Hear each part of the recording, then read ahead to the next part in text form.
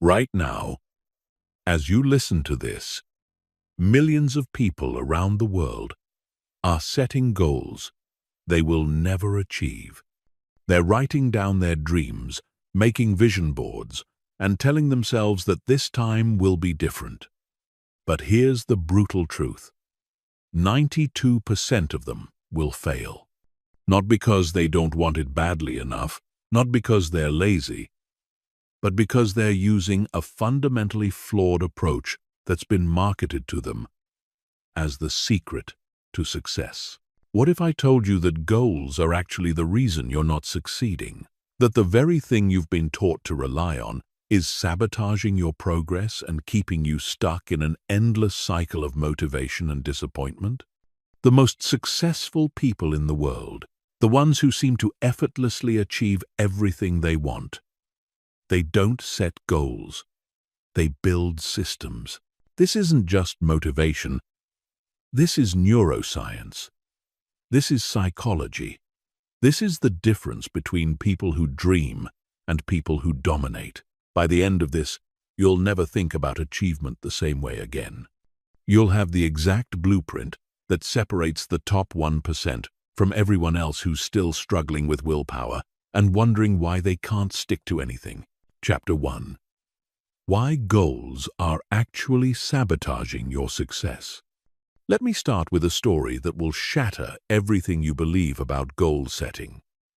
In 1979, Harvard Business School conducted a study on their MBA graduates. They asked a simple question: do you have clear written goals for your future?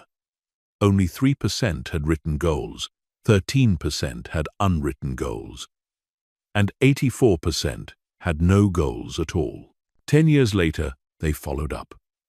The 13% with unwritten goals were earning twice as much as the 84% with no goals. But here's the kicker. The 3% with written goals were earning 10 times more than the other 97% combined.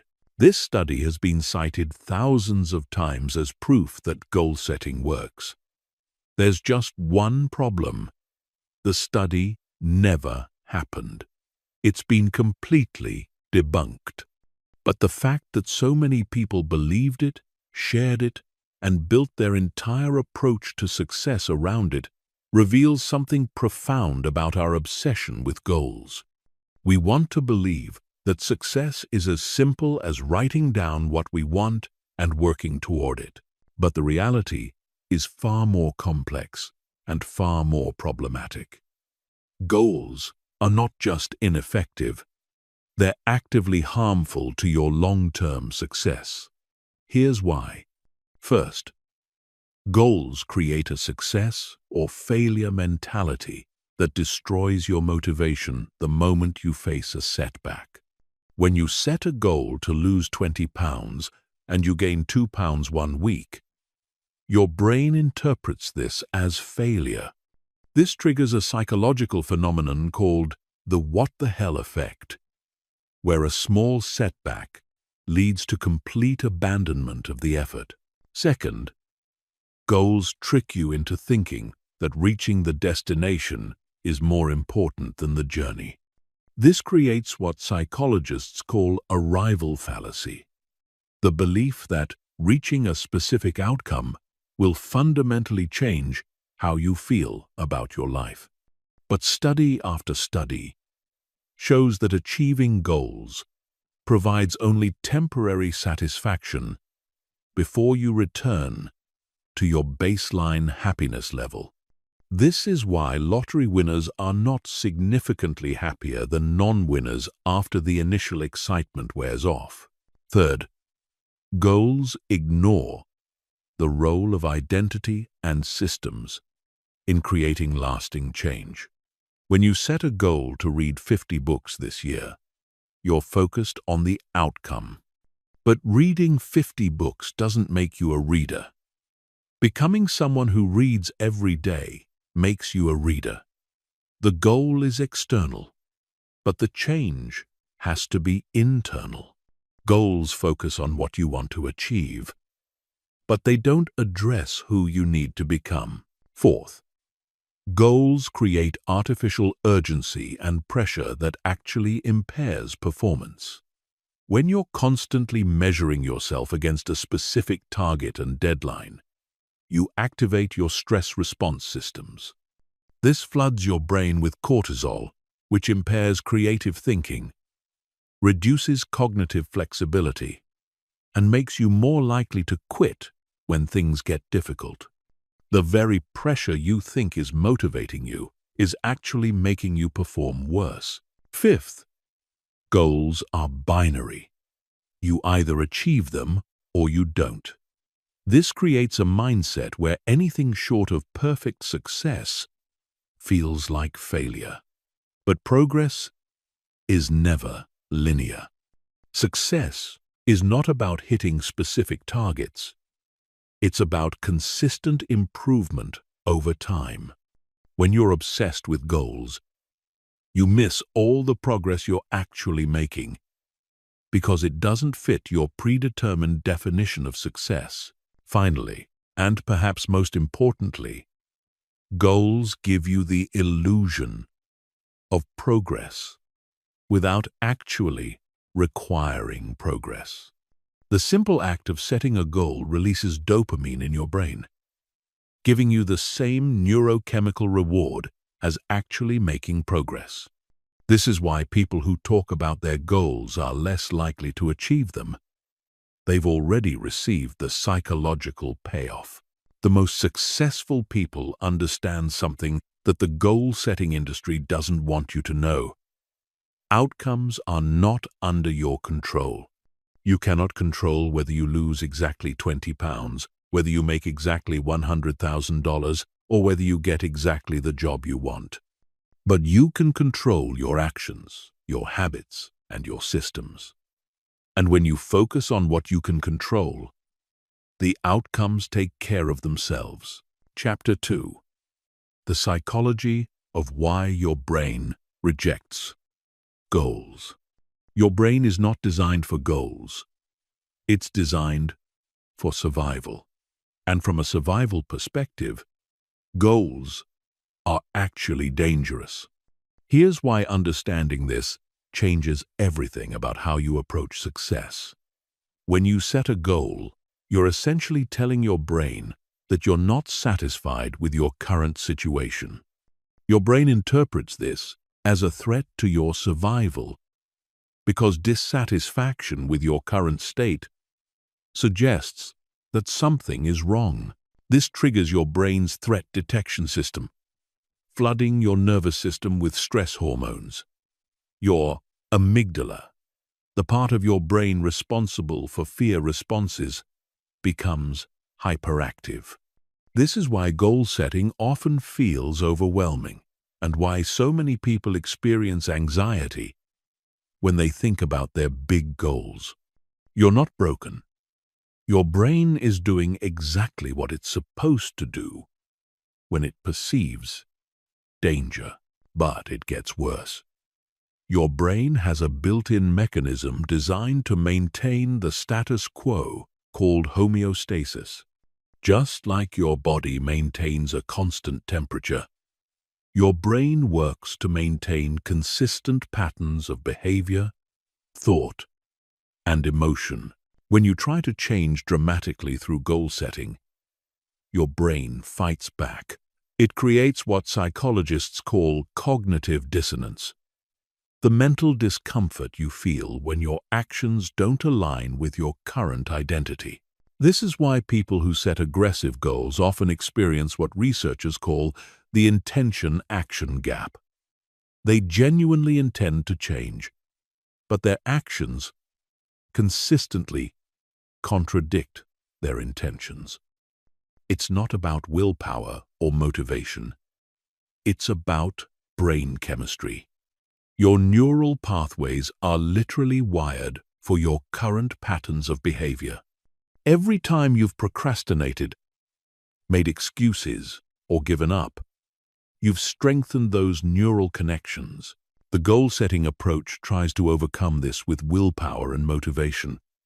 But these are finite resources.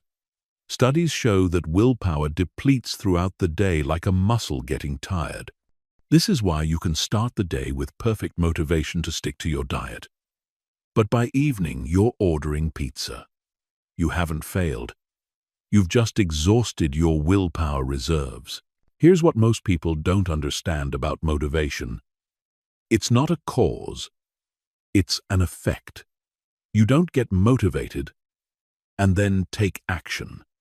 You take action and then feel motivated. But goals put the cart before the horse. They require you to feel motivated before you've built any momentum. This is why January gym memberships are abandoned by February. People are trying to sustain motivation without any systems to create it. Your brain also has a negativity bias. It's designed to pay more attention to threats than opportunities. When you set a big goal, your brain doesn't focus on the potential benefits. It focuses on everything that could go wrong. This is why goal setting often increases anxiety rather than excitement. Your brain is running worst-case scenarios on repeat. But there's something even more insidious happening. Goals activate what psychologists call the focusing illusion, the tendency to overestimate the impact of any single factor on your overall well-being. When you set a goal to make a certain amount of money, your brain convinces you that achieving this goal will solve all your problems and make you permanently happy. But research consistently shows that specific achievements have much less impact on long-term satisfaction than we predict. This creates a cycle where achieving goals leads to disappointment rather than fulfillment. You work hard to hit your target. You achieve it. You feel good for a brief moment.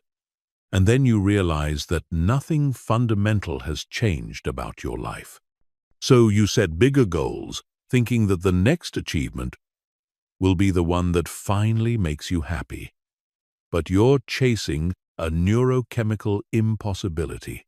Your brain is also terrible at predicting future motivation and circumstances.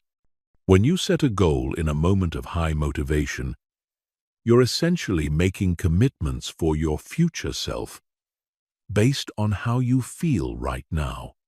But your future self will face different circumstances, different energy levels, different stresses, and different priorities.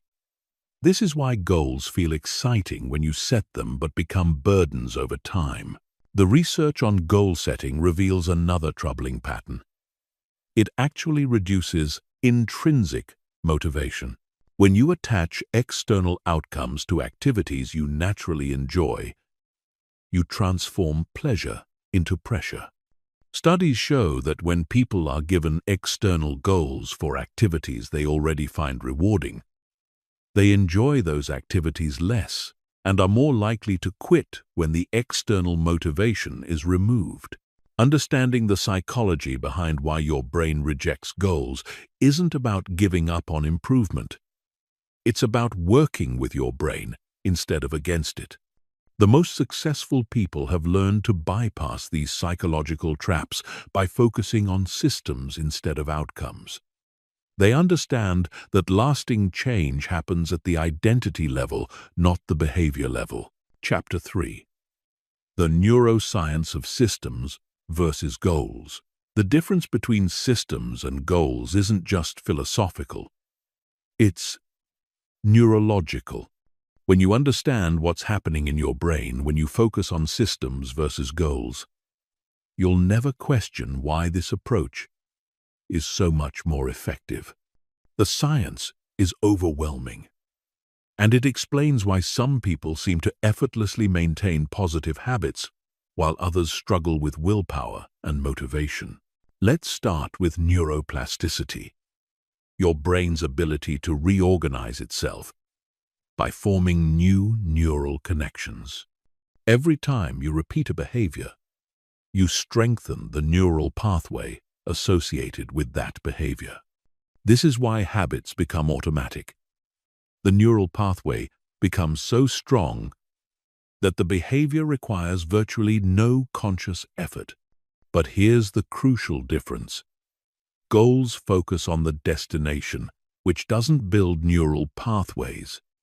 Systems focus on repetition, which literally rewires your brain. When you set a goal to run a marathon, you're not building any neural pathways related to running. You're building neural pathways related to outcome, attachment, and result measurement. But when you commit to a system of running every morning, you're building neural pathways related to the identity of being a runner. Every single day, you're reinforcing the neural networks that make running feel natural and automatic. The prefrontal cortex, responsible for executive function and decision-making, has limited capacity. This is why willpower feels finite. Because it is. When you rely on goals, you're constantly taxing this part of your brain by requiring conscious decisions about whether to take action. Should I go to the gym today? Should I skip this meal? Should I work on my project? Each decision depletes your mental resources.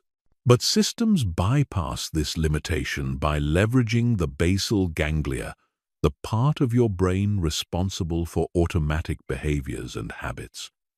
When you build systems, behaviors become unconscious. You don't have to decide whether to brush your teeth. You just do it automatically. The same thing happens with any behavior you systematize. The basal ganglia takes over, freeing your prefrontal cortex for more important decisions. Dopamine, your brain's reward chemical, responds differently to systems versus goals. Goals create what neuroscientists call reward prediction error. Your brain releases dopamine when you anticipate achieving the goal, but then experiences a dopamine crash when you actually achieve it or when progress stalls. This is why achieving goals often feels anticlimactic and why people experience the post-achievement blues. Systems create a different dopamine pattern. Instead of one large spike followed by a crash, systems create consistent small releases of dopamine each time you complete your systematic behaviors. This creates sustainable motivation because you're getting regular neurochemical rewards for the process, not just the outcome. Your brain starts to crave the system itself, not just what the system might produce. The anterior cingulate cortex, responsible for conflict monitoring, becomes hyperactive when there's misalignment between your actions and identity. When you set a goal to become wealthy but your daily actions reflect someone who's financially irresponsible, this creates cognitive dissonance that your brain experiences as psychological pain. This is why goal setting often feels stressful and why people abandon their goals. They're fighting against their own identity. Systems work by gradually shifting identity at the neural level. Instead of trying to force behavior change through willpower, systems create evidence that you are becoming the type of person who naturally engages in those behaviors. Each time you complete your systematic action, you're literally proving to your brain that you are someone who does this thing. The anterior cingulate cortex relaxes because there's no longer conflict between your identity and your actions. Mirror neurons, the brain cells responsible for observational learning and imitation, respond more strongly to consistent patterns than to sporadic, intense efforts. When you build systems, you're essentially training your mirror neurons to recognize and reinforce patterns of excellence. Your brain starts to see systematic behavior as normal and natural, making it easier to maintain long-term.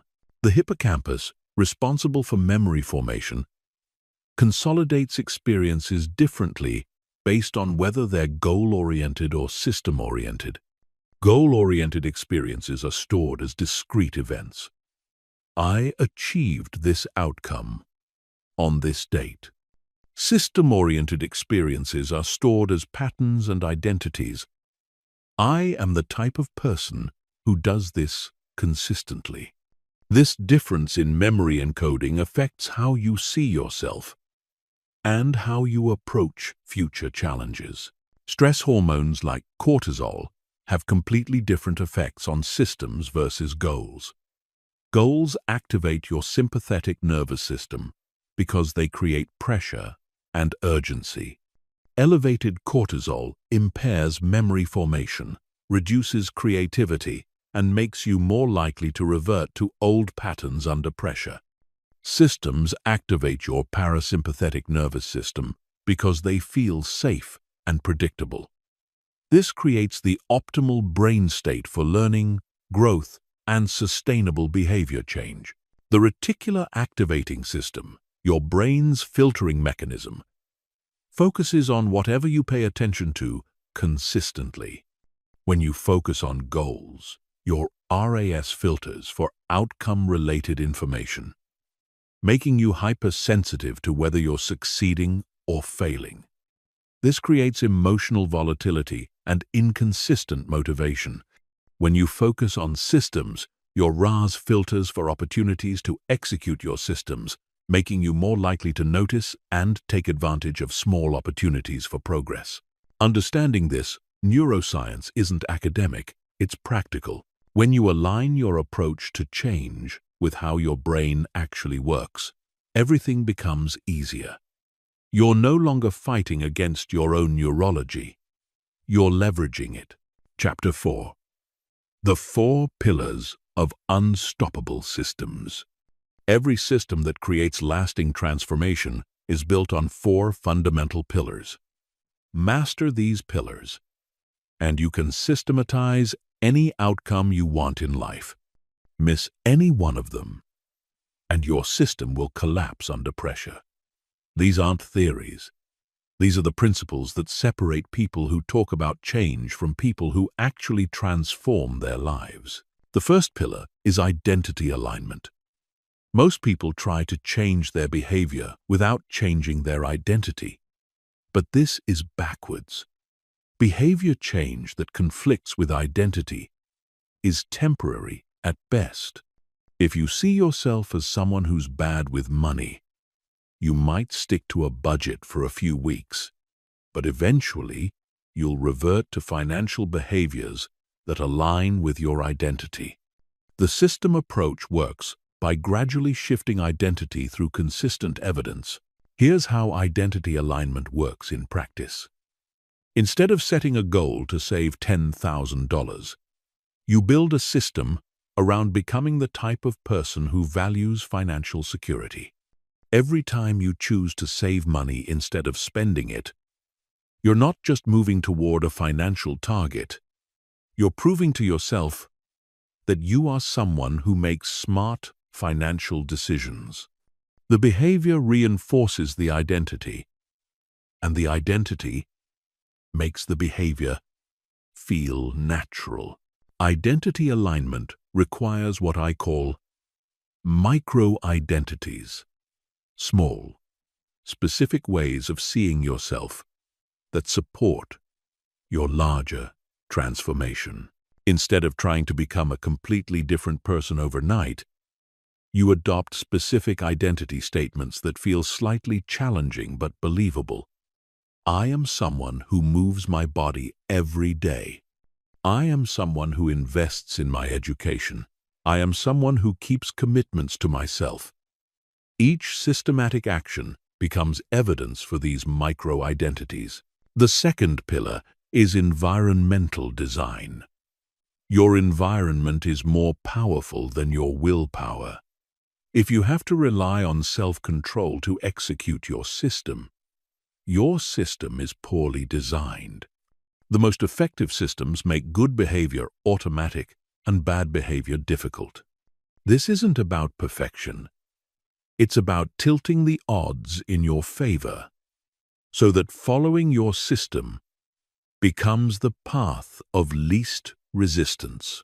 Environmental design has three components: removal, addition, and restructuring.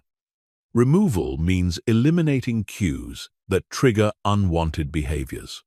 If you want to eat healthier, you remove junk food from your house. If you want to be more productive, you remove social media apps from your phone. Addition means introducing cues that trigger desired behaviors. If you want to read more, you place books in every room. If you want to exercise, you lay out your workout clothes the night before. Restructuring means changing the context in which behaviors occur. If you want to write every morning, you restructure your morning routine to include a specific time and place for writing. If you want to improve your relationships, you restructure your schedule to include regular one-on-one time with important people. The key is making your desired behaviors inevitable by designing an environment that supports them. The third pillar is systematic progression. Most people either try to change everything at once, or they make changes so small that they don't create momentum. Systematic progression means starting with behaviors that are challenging enough to create confidence, but easy enough to maintain consistency. You build momentum through success, not through suffering. The progression should follow what I call the competence curve. You start with actions that are 90% likely to succeed consistently.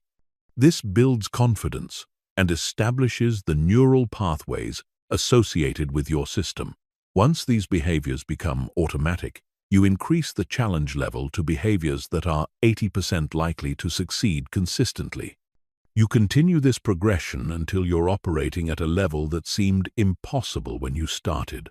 Systematic progression also means designing feedback loops that provide regular information about your progress.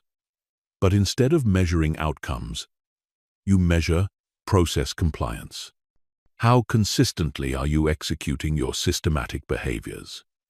This keeps you focused on what you can control and provides positive reinforcement for the actions that create long-term results.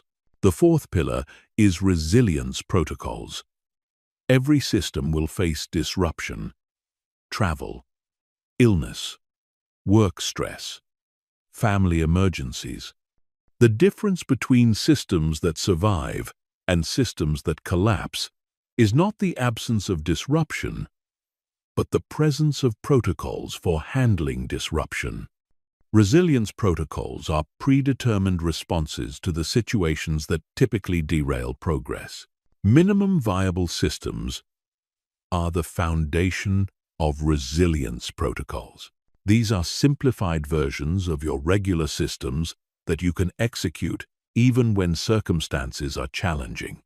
If your normal exercise system involves an hour at the gym, your minimum viable system might be 10 minutes of bodyweight exercises in your hotel room. The key is maintaining some version of your systematic behavior, even when you can't execute the full version. Recovery protocols are equally important. When you inevitably miss a day or break your system, you need a predetermined plan for getting back on track. Most people treat any deviation from their system as total failure, but resilient systems expect and account for human imperfection. The protocol is simple. When you miss one day, you immediately execute your system the next day. No guilt, no self-punishment, no starting over. Just immediate re-engagement. The combination of these four pillars creates what I call systematic inevitability. A situation where positive outcomes become inevitable because the underlying systems are designed for long-term sustainability. You're no longer hoping and wishing for change. You're systematically engineering it. Chapter 5. How to reverse engineer any outcome into systems. The most successful people in any field have mastered the art of reverse engineering. They start with the outcome they want and work backwards to identify the systems that would inevitably produce that outcome. This isn't goal setting, it's systems thinking. The difference is that instead of focusing on the destination, you're designing the journey that makes the destination inevitable. Here's the systematic process for reverse engineering any outcome into actionable systems. First, you identify the end state identity, not what you want to achieve, but who you need to become to naturally achieve those things. If you want to build a successful business, you don't focus on revenue targets. You focus on becoming the type of person who naturally creates value for others, solves problems systematically, and makes decisions based on long-term thinking. The identity analysis requires brutal honesty about the gap between who you are now and who you need to become. Most people skip this step because it's uncomfortable to acknowledge that achieving your desired outcomes requires fundamental changes in how you think and act. But this discomfort is exactly why the analysis is necessary. You can't systematize changes you're not willing to acknowledge. Once you've identified the target identity, you reverse engineer the daily behaviors that would be natural for someone with that identity. What would someone who effortlessly maintains excellent health do every single day? They would prioritize sleep, move their body regularly, eat foods that fuel their performance, and manage stress proactively. These become the components of your health system. The key is thinking in terms of systems, not habits. A habit is a single behavior, going to the gym 3 times per week.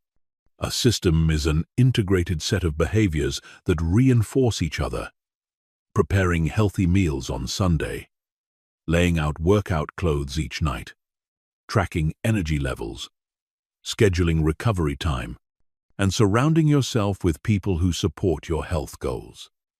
The system approach recognizes that sustainable change happens through reinforcement, not willpower.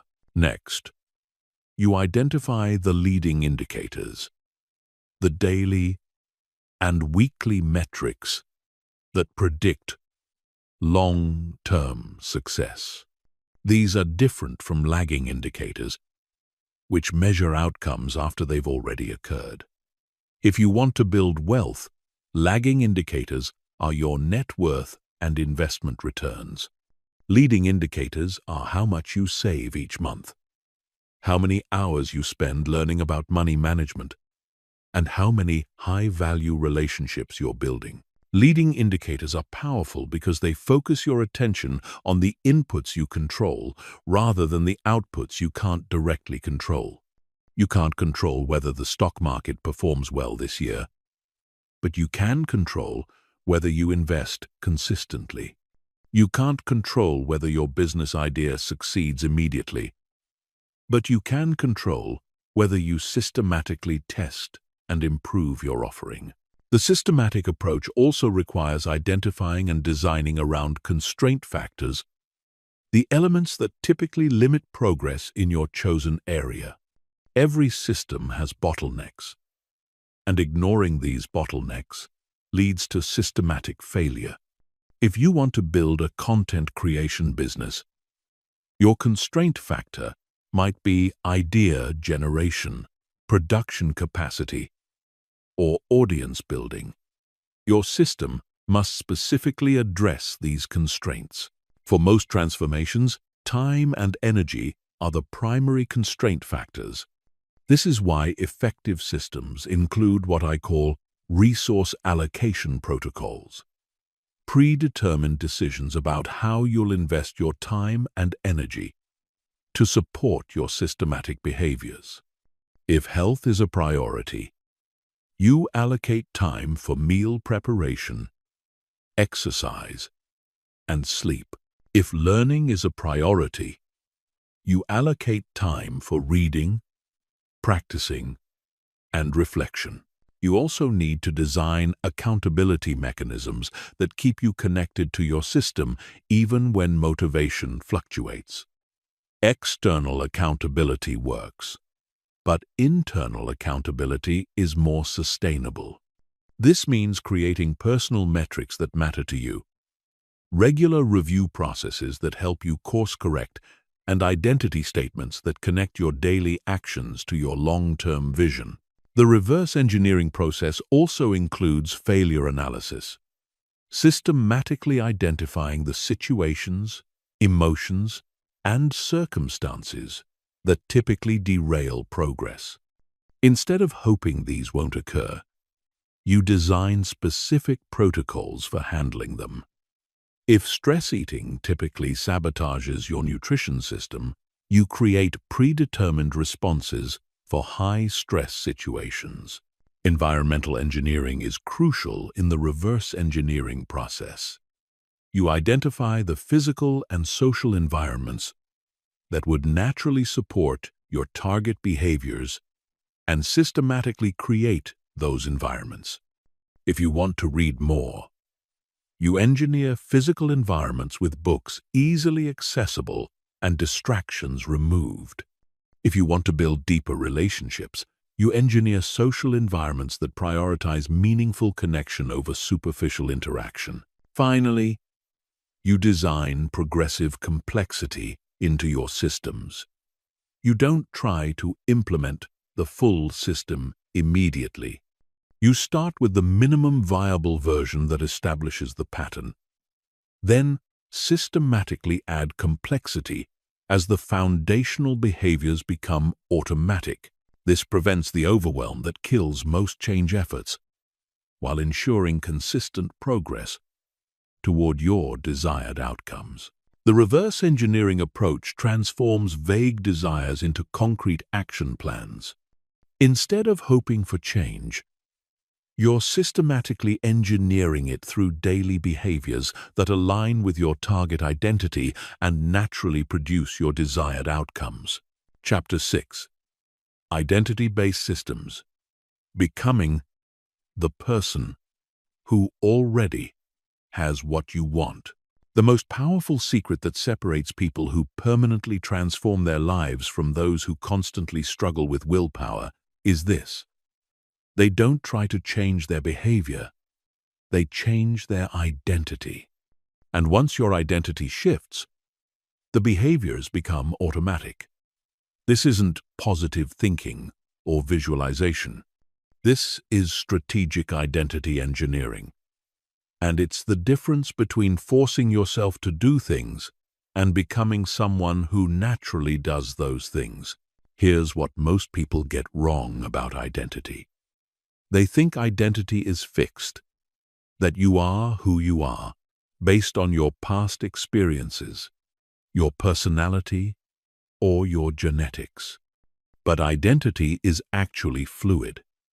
It's constructed through the stories you tell yourself about who you are. And those stories are based on evidence.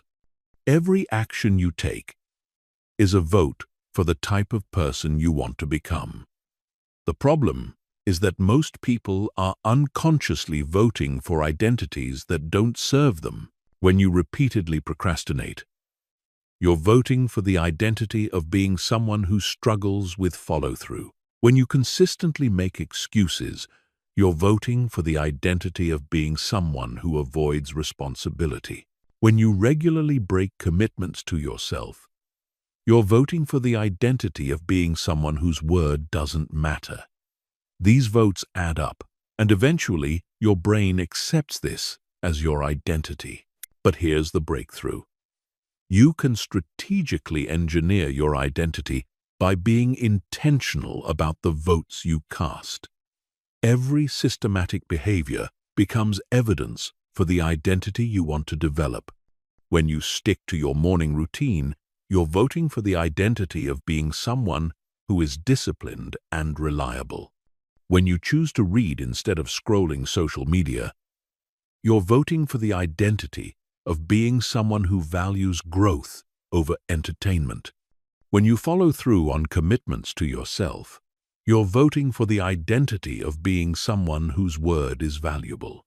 The identity-based approach starts with what I call identity design, clearly defining who you need to become to naturally achieve your desired outcomes. This isn't about creating a fake version of yourself.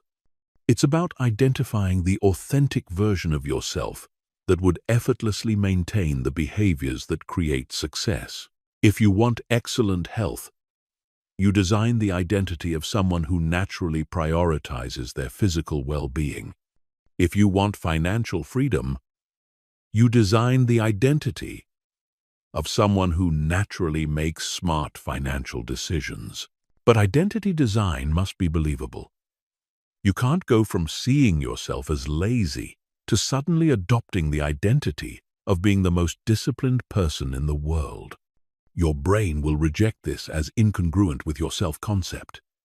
Instead, you develop what I call bridge identities, slightly upgraded versions of yourself that feel challenging but achievable. If you currently see yourself as someone who struggles with consistency, your bridge identity might be someone who is becoming more reliable. If you see yourself as financially irresponsible, your bridge identity might be someone who is learning to make smarter money decisions. The key to successful identity shifting is starting with micro-identities, small, specific aspects of your larger identity that you can prove through daily actions. Instead of trying to become a completely different person, you focus on becoming someone who does one specific thing consistently. I am someone who exercises every Monday, Wednesday, and Friday. I am someone who reads for 20 minutes before bed. I am someone who saves 10% of every paycheck.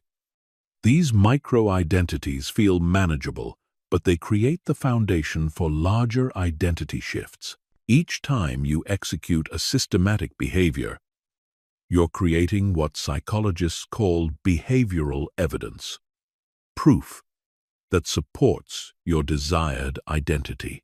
Your brain is constantly looking for evidence to confirm its beliefs about who you are. When you consistently provide evidence for positive identities, your brain starts to accept these as true. The beautiful thing about behavioral evidence is that it's objective. You can't argue with your own actions. If you've meditated every day for 30 days, you have undeniable proof that you are someone who meditates daily. Identity-based systems also leverage what I call identity anchors, specific phrases or statements that reinforce your desired identity during moments of decision. Instead of asking yourself whether you feel like doing something, you ask yourself what someone with your target identity would do. What would someone who values their health do in this situation? What would someone who is financially responsible do right now? What would someone who is committed to their growth choose? These questions bypass motivation and emotion, connecting your decisions directly to your identity. The compound effect of identity-based thinking is extraordinary. When your behavior aligns with your identity, decision-making becomes effortless. You don't have to motivate yourself to exercise because you are someone who exercises. You don't have to force yourself to save money because you are someone who values financial security. You don't have to struggle with learning because you are someone who is committed to growth. The behavior flows naturally from the identity, but identity shifts require what I call identity maintenance. Regularly reinforcing your new identity through both actions and internal dialogue. This means celebrating evidence that supports your desired identity and reframing setbacks as temporary deviations rather than identity failures. If you miss a workout, you don't conclude that you're lazy. You remind yourself that you are someone who exercises regularly. And this was just one missed session. The identity remains intact, making it easier to get back on track. Identity-based systems also create what psychologists call identity protection motivation. Once you've established a positive identity, your brain becomes motivated to protect that identity. You start making decisions not just based on immediate outcomes, but based on whether those decisions align with who you believe you are. This creates a powerful internal accountability system that doesn't rely on external motivation or willpower. The most successful people understand that sustainable change happens at the identity level, not the behavior level. They don't try to force themselves to do things that conflict with their self-concept. They strategically shift their self-concept so that successful behaviors become natural expressions of who they are. This is why their success seems effortless. They're not fighting against their identity. They're leveraging it. Chapter 7. Environmental Design. Engineering your space for automatic success. Your environment is silently shaping every decision you make. Right now, as you listen to this, your physical space is either supporting your success or sabotaging it. The most successful people understand something that average people ignore. You don't rise to the level of your goals. You fall to the level of your environment. If you want to transform your life without relying on willpower, you must master the art of environmental design. Here's the truth, that the self-help industry doesn't want you to know. Willpower is not a renewable resource. Research consistently shows that decision fatigue depletes your mental energy throughout the day. Every time you have to choose between a good option and a bad option, you're using up cognitive resources that could be applied to more important decisions. But environmental design eliminates the need for these choices by making good decisions inevitable and bad decisions difficult or impossible. Environmental design operates on 3 levels: physical environment, digital environment, and social environment. Each level has enormous influence over your behavior, and most people are completely unconscious of how their environment is programming their actions. When you become intentional about designing all 3 levels, you create what I call environmental inevitability. A situation where following your systems becomes the path of least resistance. Let's start with physical environment. Every object in your space is either a cue for positive behavior or negative behavior. If you want to read more but your book is in another room while your phone is next to your bed, you've designed your environment to prioritize phone usage over reading. If you want to exercise but your workout clothes are buried in a drawer while your comfortable clothes are easily accessible, you've designed your environment to prioritize comfort over fitness. The principle of environmental design is simple. Reduce friction for behaviors you want, and increase friction for behaviors you don't want. Friction is the effort required to perform an action. When you reduce friction for positive behaviors, they become more likely to happen automatically. When you increase friction for negative behaviors, they require conscious effort, making them less likely to occur. Reducing friction means making positive behaviors as easy as possible. If you want to drink more water, place water bottles in every room. If you want to take vitamins, put them next to your coffee maker. If you want to practice guitar, leave your guitar in a visible, accessible location. If you want to eat healthier, prepare healthy snacks and place them at eye level in your refrigerator. The key is eliminating any barriers between intention and action. Increasing friction means making negative behaviors more difficult. If you want to reduce social media usage, delete apps from your phone and log out of accounts on your computer. If you want to eat less junk food, don't buy it or store it in hard-to-reach places. If you want to reduce television watching, unplug the TV and put the remote in another room. If you want to stop hitting snooze, place your alarm across the room. The goal is not to make these behaviors impossible, but to require conscious effort. Digital environment design is increasingly critical in our technology-saturated world. Your devices are programmed by some of the smartest minds in the world to capture and hold your attention. If you're not intentional about your digital environment, these platforms will hijack your focus and direct it toward their priorities rather than yours. But when you design your digital environment strategically, technology becomes a tool for achieving your systems rather than a distraction from them. Digital environment design starts with audit and elimination. Go through every app on your phone and ask yourself, does this support my systems or distract from them?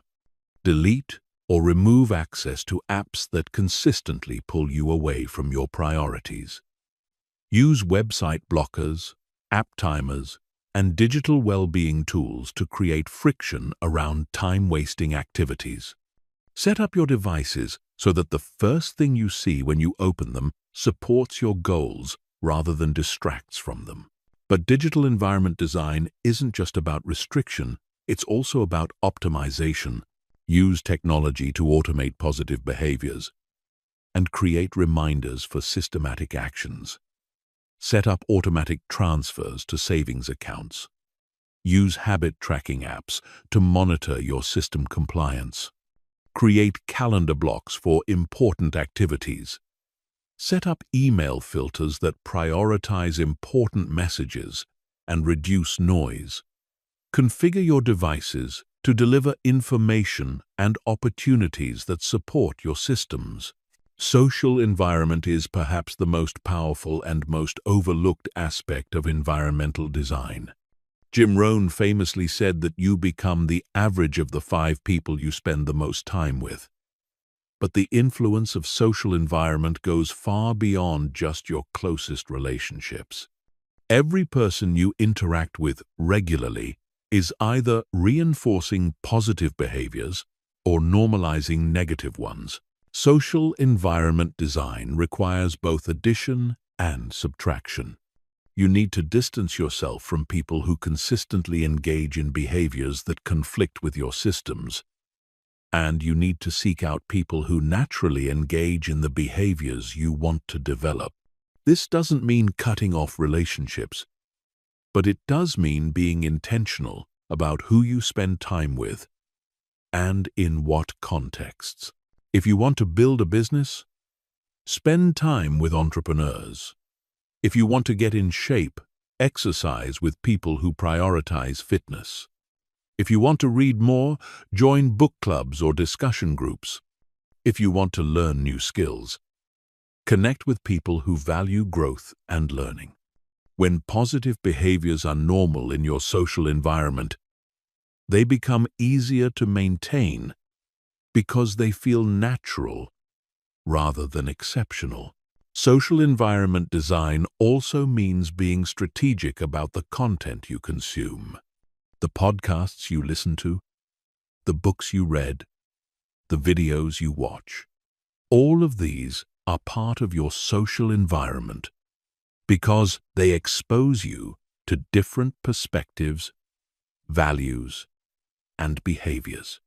Consuming content from people who embody the identity you want to develop helps normalize that identity in your mind.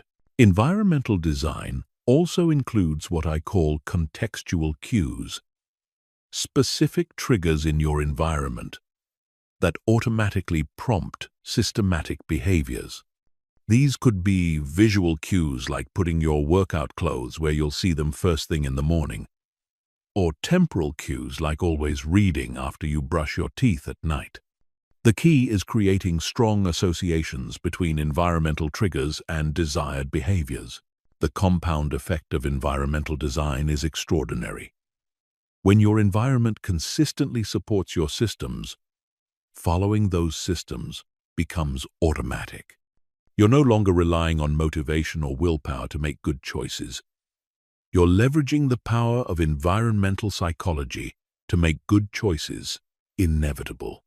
This is why people who master environmental design seem to achieve their goals effortlessly. They're not using more willpower, they're using more intelligence. Chapter 8. Implementation Strategy. The 30-day System Installation Protocol. Most people fail at implementing systems because they try to change everything at once. They get excited about transformation and immediately attempt to overhaul their entire life, only to crash and burn within a few weeks. But the most successful people understand that sustainable change happens through systematic implementation, not dramatic overhaul. This is your step-by-step protocol for installing any system in exactly 30 days, creating lasting change without overwhelm or burnout. The 30-day time frame is not arbitrary.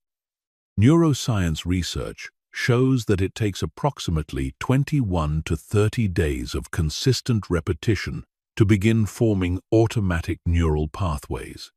But more importantly, 30 days is long enough to create real momentum without feeling so long that you lose focus or motivation. It's the perfect balance between challenging yourself and setting yourself up for success.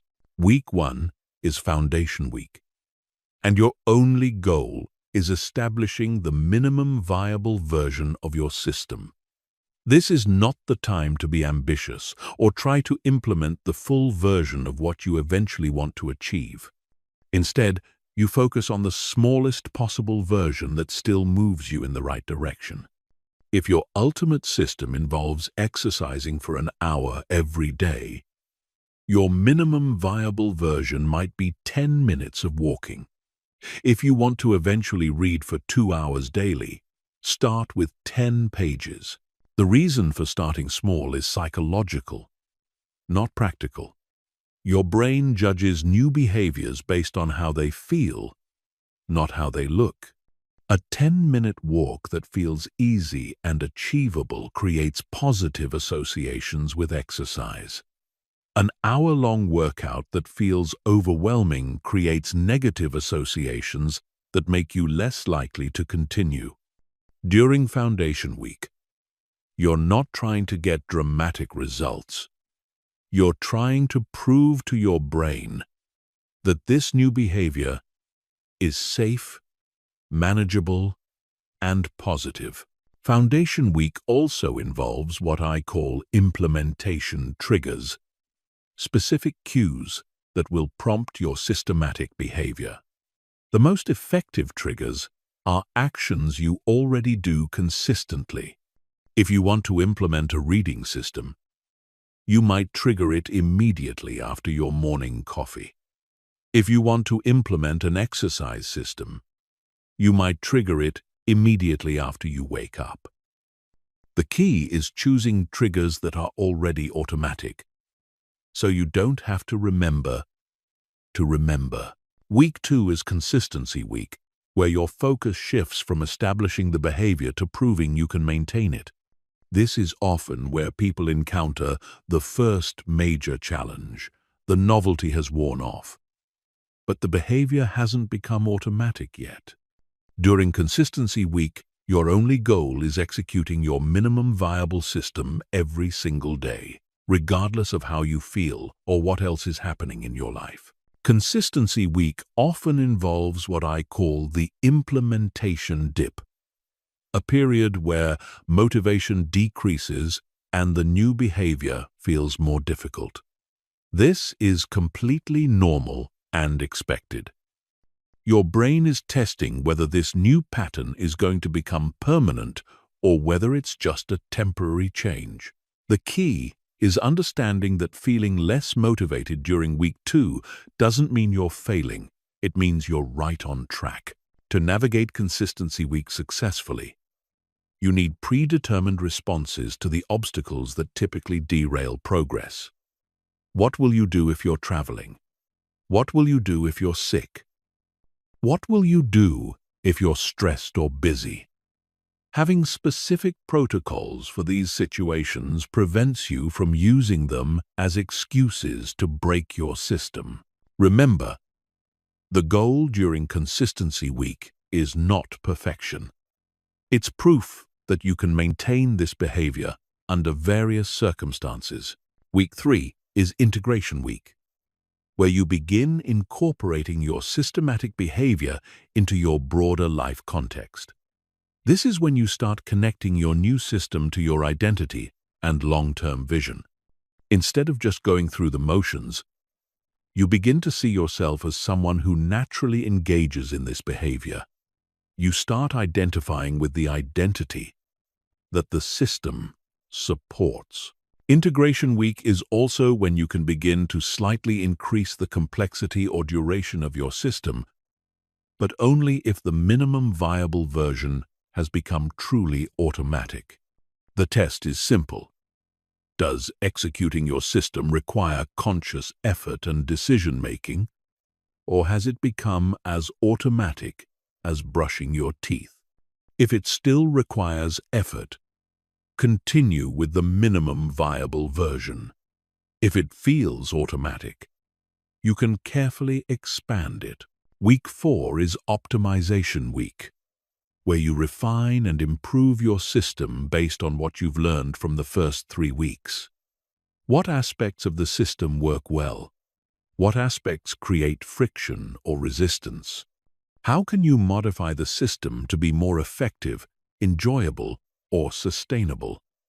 Optimization week is about making good systems great, not about making dramatic changes. During optimization week, you also begin planning for long-term sustainability. How will you maintain this system when life gets busy? How will you continue progressing without losing the foundation you've built? What support structures, accountability measures, or environmental modifications will help ensure this system becomes a permanent part of your life? The key to successful implementation is what I call progressive consistency, focusing on maintaining the behavior rather than perfecting it. Many people derail their progress by trying to optimize a system before it's even established. They change variables, increase intensity, or add complexity before the foundational behavior has become automatic. This creates confusion and inconsistency that undermines the neural pathway formation that makes systems sustainable. Throughout all 4 weeks, you must resist the temptation to implement multiple systems simultaneously. Your brain can only handle one major behavioral change at a time if you want that change to become automatic. Trying to implement multiple systems simultaneously divides your mental resources and makes it unlikely that any of them will stick. The most successful people implement systems sequentially, not simultaneously. You also need to track process compliance, not outcomes. During the 30-day implementation period, your only metric should be whether you executed your systematic behavior, not what results that behavior produced. Did you complete your 10-minute walk? Did you read your 10 pages? Did you meditate for 5 minutes? These process metrics keep you focused on what you can control and provide immediate feedback about your progress. The 30-day implementation protocol also includes what I call failure protocols, predetermined responses to missing a day or breaking your system. The most important rule is the 1-day rule. If you miss 1 day, You must execute your system the next day without exception. Missing one day is human. Missing 2 days in a row is the beginning of system collapse. The one-day rule prevents temporary setbacks from becoming permanent failures. By the end of 30 days, you'll have successfully installed a new system that feels natural, automatic, and sustainable.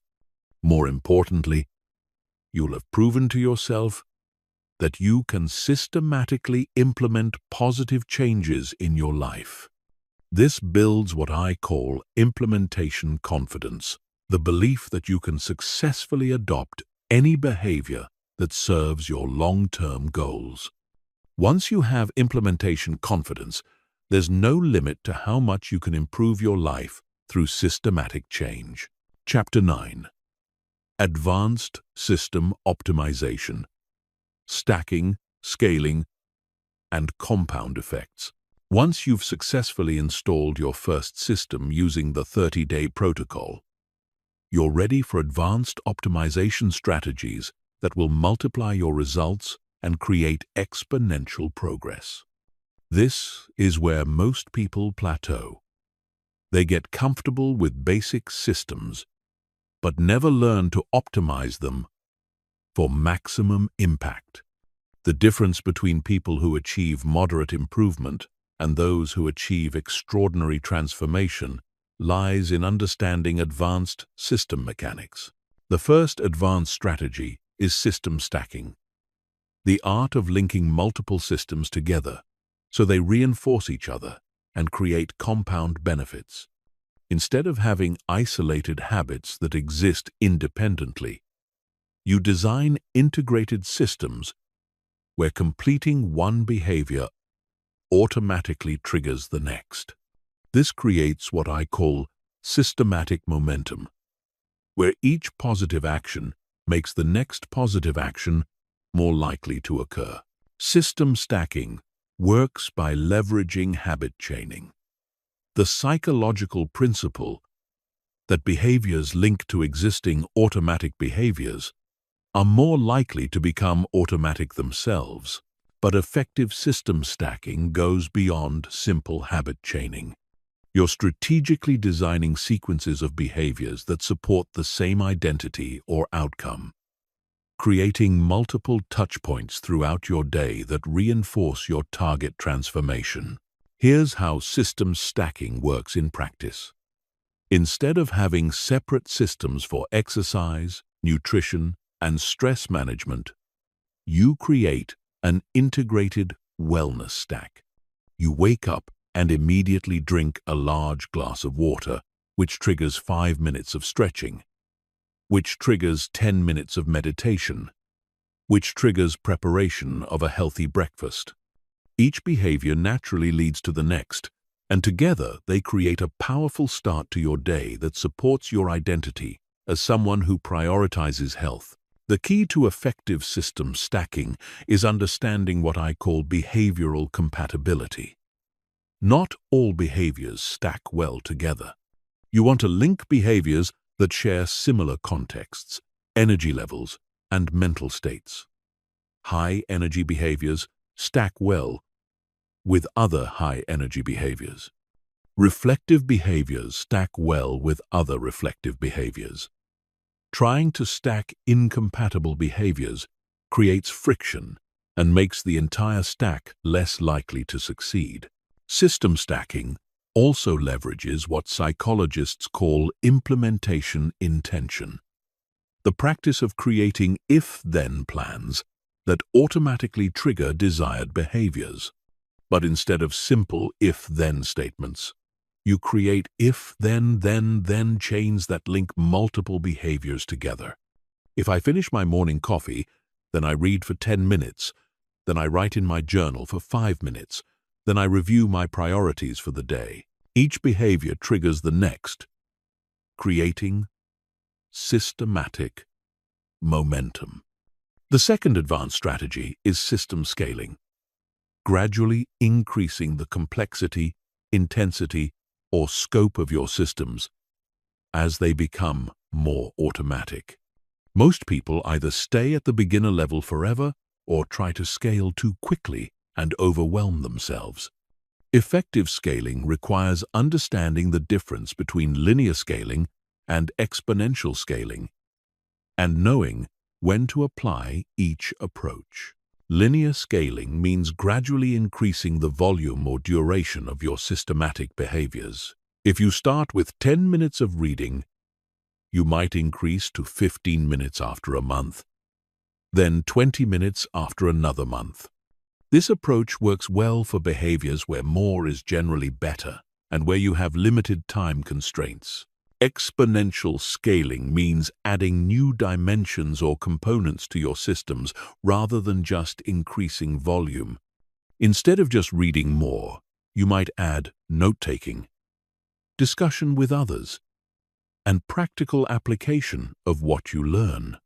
This approach creates exponential returns because you're not just doing more of the same thing, you're doing fundamentally more effective things. The key to successful scaling is what I call the automation test. Before you scale any system, ask yourself whether the current version feels truly automatic. Can you execute it consistently without conscious effort or decision-making? If not, focus on automation before scaling. Many people destroy good systems by scaling prematurely, before the foundational behaviors have become genuinely automatic. Scaling also requires understanding capacity management and the recognition that your mental, physical, and emotional resources are finite. Adding complexity to one system may require reducing complexity in another. The most successful people are constantly optimizing their entire portfolio of systems, not just individual behaviors. The third advanced strategy is compound effect engineering, designing systems that create exponential returns over time rather than just linear returns. Most people focus on systems that provide immediate, obvious benefits. But the most powerful systems are those that create benefits that compound, where the returns from your systematic behaviors increase over time rather than staying constant. Compound effect systems typically involve learning, relationship building, skill development, or asset creation. A reading system compounds because each book builds on the knowledge from previous books. A networking system compounds because each relationship can lead to multiple new relationships. A fitness system compounds because strength and endurance improvements make future workouts more effective. To engineer compound effects, you must think in terms of leverage and multiplication rather than addition. Instead of asking how you can do more, ask how you can create systems that become more effective over time. This often involves focusing on systems that build assets, knowledge, skills, relationships, reputation, or financial assets, rather than systems that just maintain current states. Compound effect engineering also requires long-term thinking and delayed gratification. The most powerful compound effects are often invisible in the short term but become exponentially obvious over longer time periods. This is why most people don't stick with compound systems.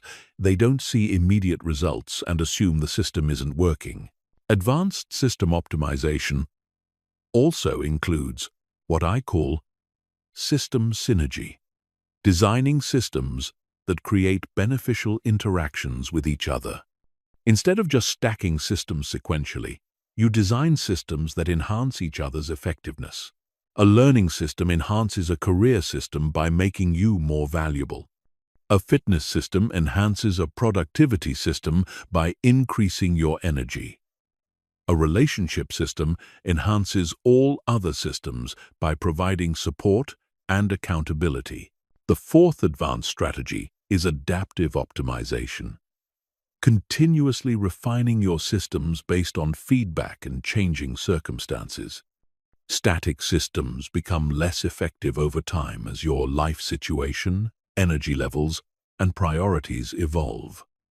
Adaptive optimization means regularly reviewing and updating your systems to maintain maximum effectiveness. Adaptive optimization involves three types of adjustments: efficiency improvements, effectiveness improvements, and environmental adaptations. Efficiency improvements make existing systems faster or easier to execute. Effectiveness improvements make systems produce better results. Environmental adaptations modify systems to work better in changing circumstances. The key to effective adaptive optimization is systematic experimentation, deliberately trying variations of your systems and measuring the results. This might involve B. Testing different approaches, tracking leading indicators of system effectiveness, or regularly reviewing what's working and what isn't. The goal is continuous improvement without losing the foundation that makes your system sustainable. Advanced system optimization also requires understanding the plateau principle, the recognition that all systems eventually reach a point of diminishing returns. When a system reaches this point, the solution isn't to work harder or add more complexity. The solution is often to shift to a completely different type of system that addresses new leverage points or creates new types of value. Mastering advanced system optimization transforms you from someone who has good habits into someone who has extraordinary life systems.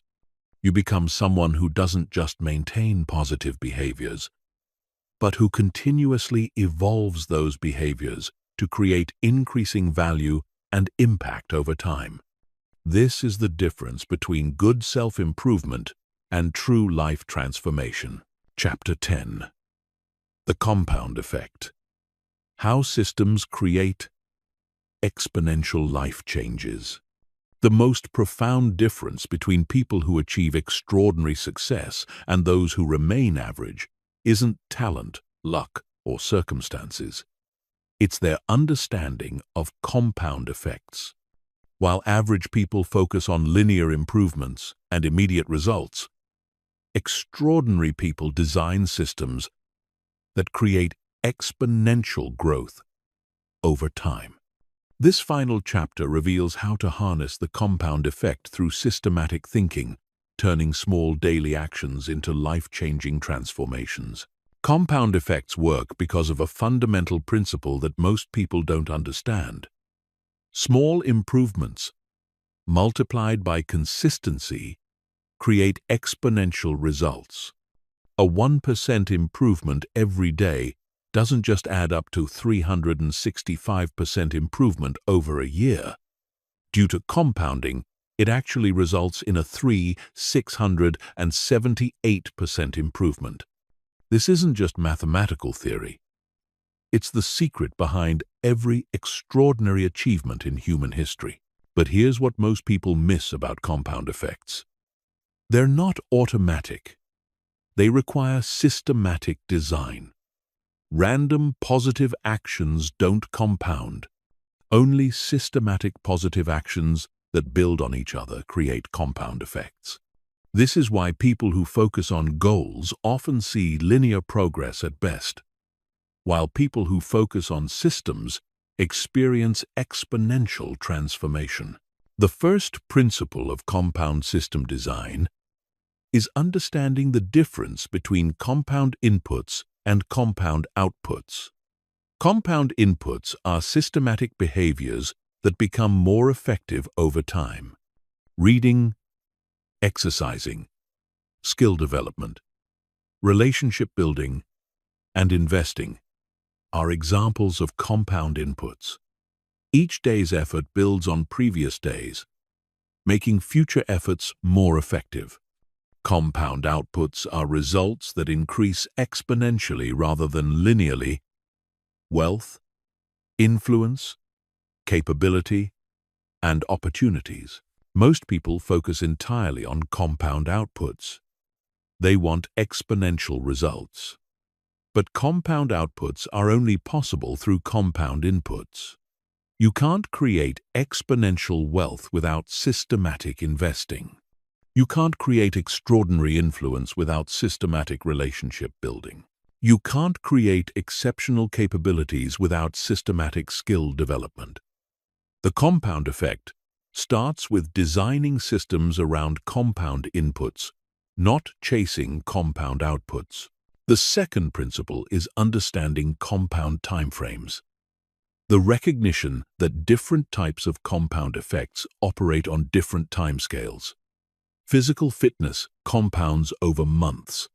Knowledge compounds over years. Relationships compound over decades. Financial investments compound over multiple decades. Understanding these time frames prevents you from abandoning compound systems prematurely when you don't see immediate exponential results. This is why patience is not just a virtue in compound thinking. It's a strategic requirement. The most powerful compound effects are often invisible during the initial stages. You can read every day for months without feeling dramatically smarter. You can invest consistently for years without feeling wealthy. You can build relationships systematically without immediately having a powerful network. But people who understand compound effects know that this invisible progress is creating the foundation for exponential future returns. The third principle is compound acceleration. The recognition that compound effects don't just continue linearly, they accelerate over time. This happens because systematic behaviors create what I call compound amplifiers, capabilities, resources, or conditions that make future systematic behaviors more effective.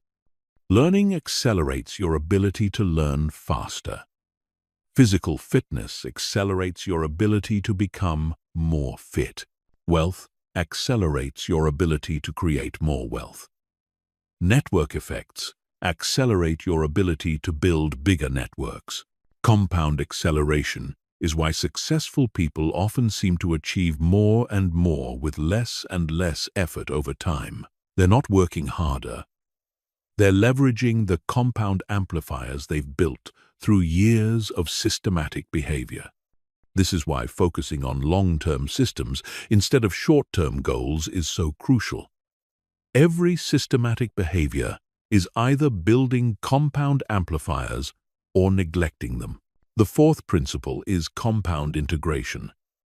Designing systems that create compound effects across multiple areas of your life simultaneously. Instead of having isolated systems that only affect single areas, you create integrated systems that improve multiple aspects of your life at once. A morning routine that includes exercise, reading, and planning compounds your physical health, knowledge, and productivity simultaneously. Compound integration works because many systematic behaviors have multiple benefits that reinforce each other. Regular exercise doesn't just improve your physical health. It also increases your mental clarity, energy levels, and discipline. Reading doesn't just increase your knowledge. It also improves your communication skills, critical thinking, and cultural awareness. Meditation doesn't just reduce stress. It also increases focus, emotional regulation, and self-awareness. The most successful people deliberately design systems that maximize compound integration. They look for systematic behaviors that create benefits across multiple areas of life, understanding that this approach creates exponential returns compared to isolated improvements. This is why morning routines, evening routines, and other systematic approaches to time management are so powerful.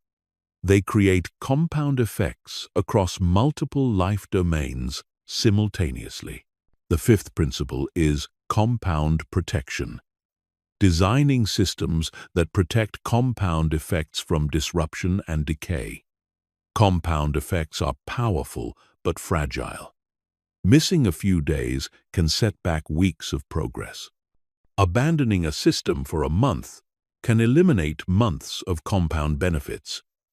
But people who understand compound effects don't just build them, they systematically protect them. Compound protection involves creating redundancy and resilience in your systems so they can survive disruption without losing momentum. This includes minimum viable versions of your systems for challenging circumstances, recovery protocols for getting back on track after disruptions, and environmental design that makes systematic behaviors as automatic as possible.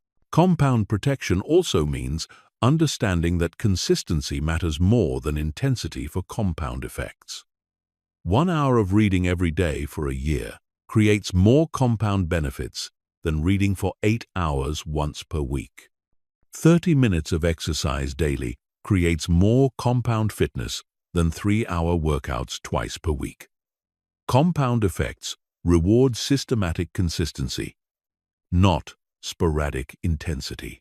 The sixth principle is compound measurement, tracking leading indicators that predict long-term compound effects rather than lagging indicators that only measure what has already happened. Most people measure compound systems incorrectly, focusing on outcomes rather than inputs. But compound effects are built through consistent inputs over time, so measuring inputs is more valuable than measuring outputs.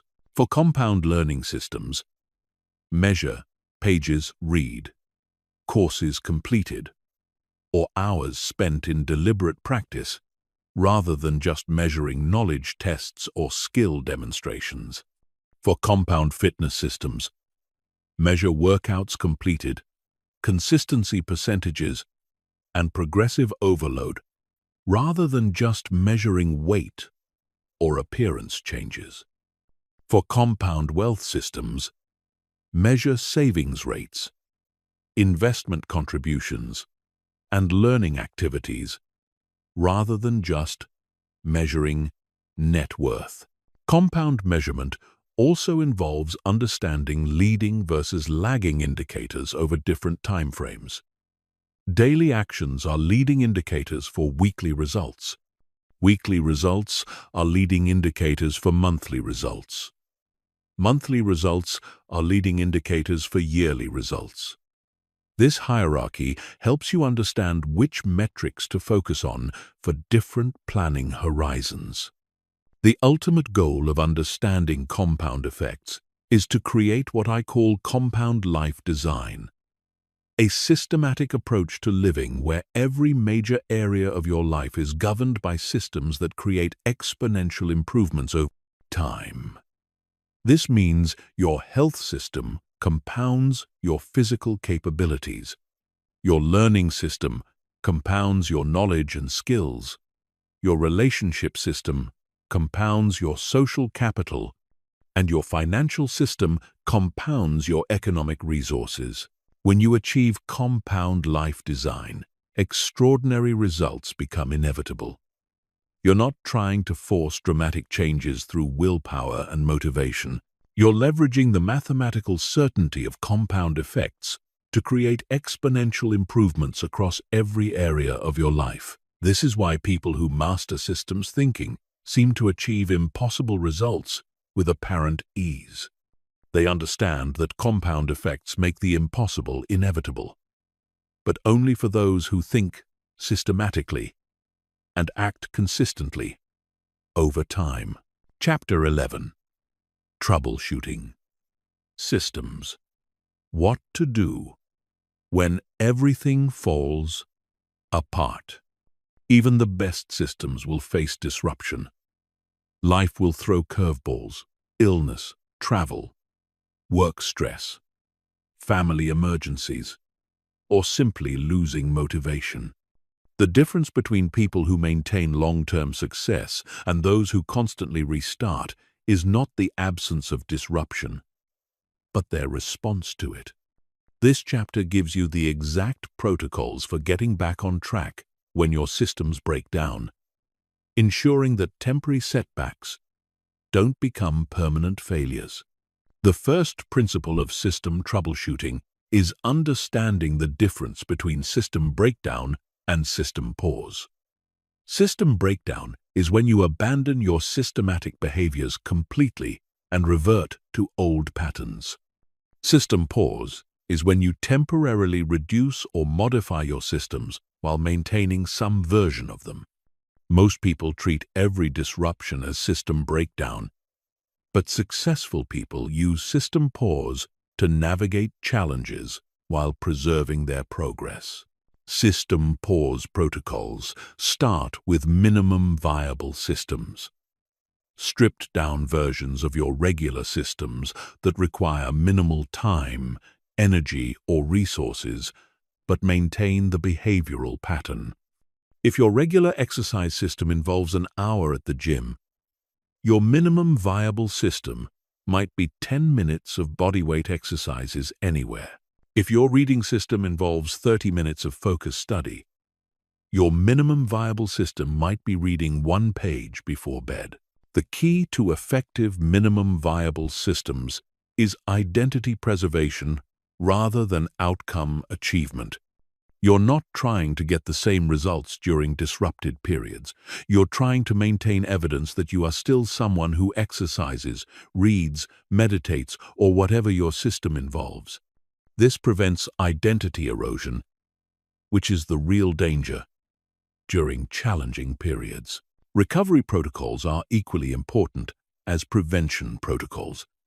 When you inevitably miss days or abandon your systems temporarily, you need predetermined responses that prevent small failures from becoming large ones.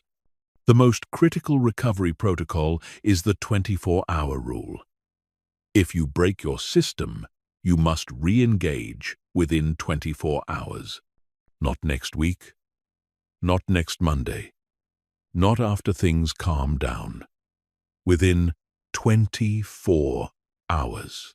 The 24-hour rule works because it prevents the psychological momentum of failure from building. Missing one day creates a small crack in your identity. Missing 2 days in a row creates doubt. Missing a week creates the story that you're someone who doesn't stick to things. But re-engaging within 24 hours reinforces the story that you're someone who gets back on track quickly when life happens. Another crucial troubleshooting protocol is failure analysis. Systematically identifying why your systems broke down so you can strengthen them against future disruption. Most people just try harder after failures, but system thinkers analyze and adapt. Was the system too complex for your current life situation? Did environmental changes make execution more difficult? Were you trying to maintain too many systems simultaneously? Did external stressors overwhelm your capacity? Environmental system failures are the most common and easiest to fix. Your gym closes, you travel to a location without your normal resources, your schedule changes dramatically. The solution is environmental adaptation protocols. Predetermined modifications to your systems based on common environmental changes. Business travelers who maintain fitness systems have hotel room workout routines. People with unpredictable schedules have time-flexible versions of their learning systems. Capacity overload failures happen when you're trying to maintain more systems than your current mental, physical, or emotional resources can handle. The solution isn't trying harder. It's strategic reduction. Identify which systems provide the highest leverage for your current goals and temporarily reduce or pause others. System thinking means being strategic about your capacity allocation, not trying to do everything perfectly all the time. Motivation-based failures are actually the easiest to solve. Because they don't require system changes, they require mindset changes.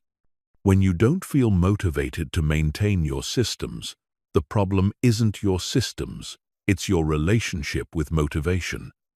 Systems are designed to work without motivation. If you're dependent on feeling motivated to execute your systems, they're not truly systematic yet. The most powerful troubleshooting strategy is what I call systematic self-compassion. Treating system failures as data rather than moral failures. When your systems break down, your first response should be curiosity, not self-criticism. What can this failure teach me about system design? How can I modify my approach to be more robust? What did I learn about my capacity limits or environmental needs? Self-compassion in system troubleshooting also means understanding that perfect consistency is not the goal. Systematic consistency is the goal. Perfect consistency means never missing a day, which is unrealistic and creates fragility. Systematic consistency means maintaining your systems most of the time and recovering quickly when you don't. This creates anti-fragility, systems that actually become stronger through occasional stress and recovery. Advanced troubleshooting involves stress testing your systems before you need them. Deliberately practice your minimum viable systems and recovery protocols during good times, so they're automatic during difficult times. If you know you have a stressful period coming up, proactively shift to your minimum viable systems rather than waiting for breakdown to force the change. The goal of system troubleshooting is not to prevent all failures. It's to make failures temporary and educational rather than permanent and defeating. When you master troubleshooting, you develop what I call system confidence, the deep knowledge that no matter what happens in your life, you can maintain the core behaviors that create long-term success. This confidence makes you anti-fragile in a world of constant change. Chapter 12. Advanced System Architecture. Building multi-domain life systems. Once you've mastered individual systems, you're ready for advanced system architecture, designing integrated life systems that create exponential results across multiple domains simultaneously. This is where the most successful people separate themselves from those who just have good habits. They don't manage isolated behaviors. They orchestrate comprehensive life systems that make excellence inevitable across every area that matters. Advanced system architecture starts with understanding domain interconnection, how success in one area of life naturally supports or undermines success in other areas. Physical health affects mental performance. Mental performance affects career success. Career success affects financial freedom. Financial freedom affects relationship quality. Relationship quality affects mental health. Everything is connected, and your systems should reflect these connections. The first principle of multi-domain architecture is leverage identification, finding systematic behaviors that create benefits across multiple life domains simultaneously. These high-leverage behaviors become the foundation of your system architecture because they provide exponential returns on your time and energy investment. A morning exercise routine doesn't just improve physical health. It also increases mental clarity, discipline, energy levels, and stress management. Reading systems provide another example of multi-domain leverage. Regular reading improves knowledge, communication skills, critical thinking, cultural awareness, and provides stress relief and entertainment. A well-designed reading system creates compound benefits across intellectual, professional, and personal domains. This is why successful people are disproportionately readers, not because reading is magic, but because it's high-leverage systematic behavior. The second principle is temporal optimization, designing your daily and weekly rhythms to maximize system execution across multiple domains. This involves understanding your personal energy patterns, attention cycles, and environmental constraints to create systematic time allocation that serves all your important goals.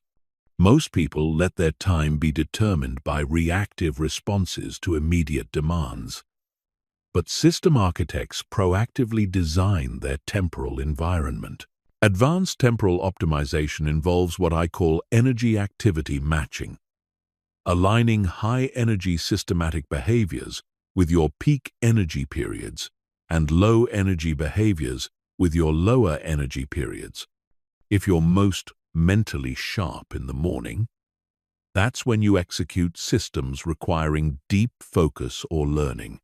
If your energy dips in the afternoon, that's when you execute more routine systematic behaviors like organization or planning. The third principle is system hierarchy. Understanding that not all systems are equally important and designing your architecture to prioritize high-impact systems over lower-impact ones. When life gets complicated and you can't maintain everything perfectly, you need clear priorities about which systems to protect and which systems to pause. This prevents the all-or-nothing thinking that destroys progress during challenging periods. System hierarchy also involves understanding dependencies. Which systems support other systems, and which systems can operate independently. Your sleep system supports every other system you have, making it a foundational priority. Your organization system supports your productivity system. Your learning system supports your career system. Understanding these dependencies helps you maintain the core systems that enable everything else. The fourth principle is systematic integration, designing explicit connections between your different systems so they reinforce each other rather than competing for time and attention. Integration might involve shared resources, shared timing, shared environments, or shared rewards. The goal is creating synergistic effects where the combination of systems produces better results than isolated systems would. One powerful integration strategy is system stacking across domains, pence, linking behaviors from different life areas into unified routines. Your morning routine might integrate physical health through exercise, mental health through meditation, intellectual growth through reading, and productivity through planning.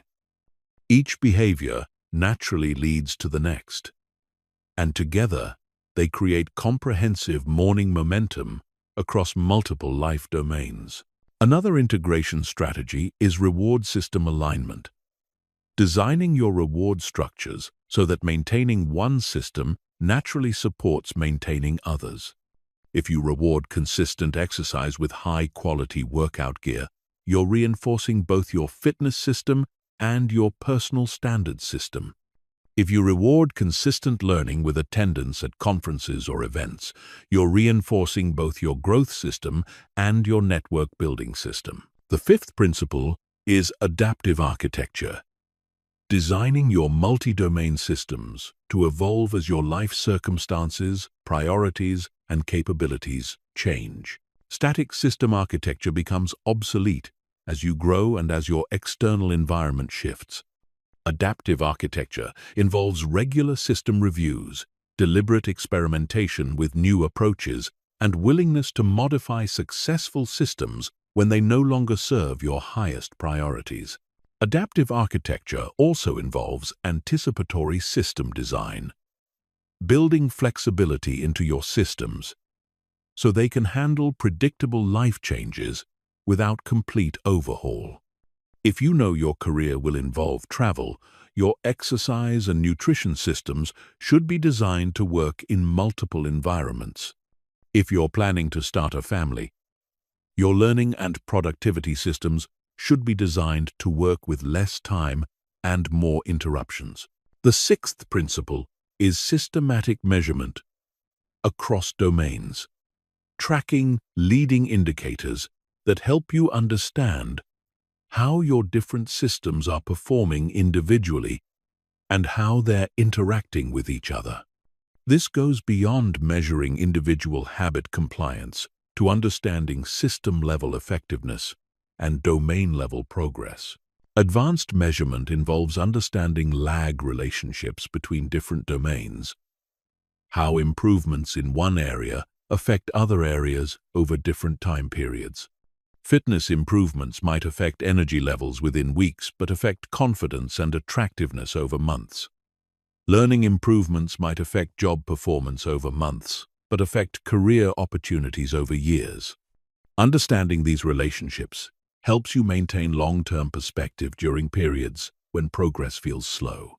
The goal of advanced system architecture is creating what I call integrated life excellence, a situation where your systematic behaviors across all important life domains reinforce each other to create exponential results. When you achieve this level of system sophistication, extraordinary results across multiple areas of life become inevitable. Not because you're working harder, but because you're working systematically across everything that matters. Chapter 13. The Psychology of Long-Term Consistency. Never going backwards.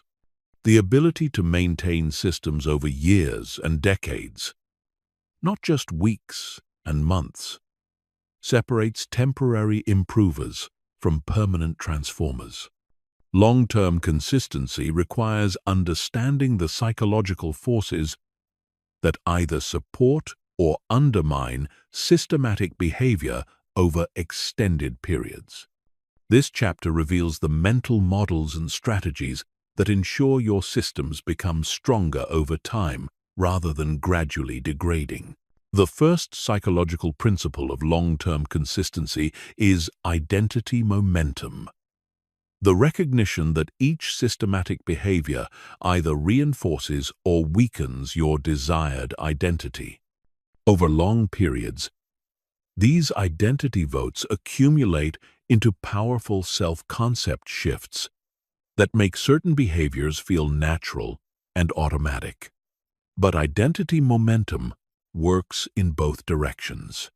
Consistent, systematic behavior creates positive identity momentum, while inconsistent behavior creates negative identity momentum.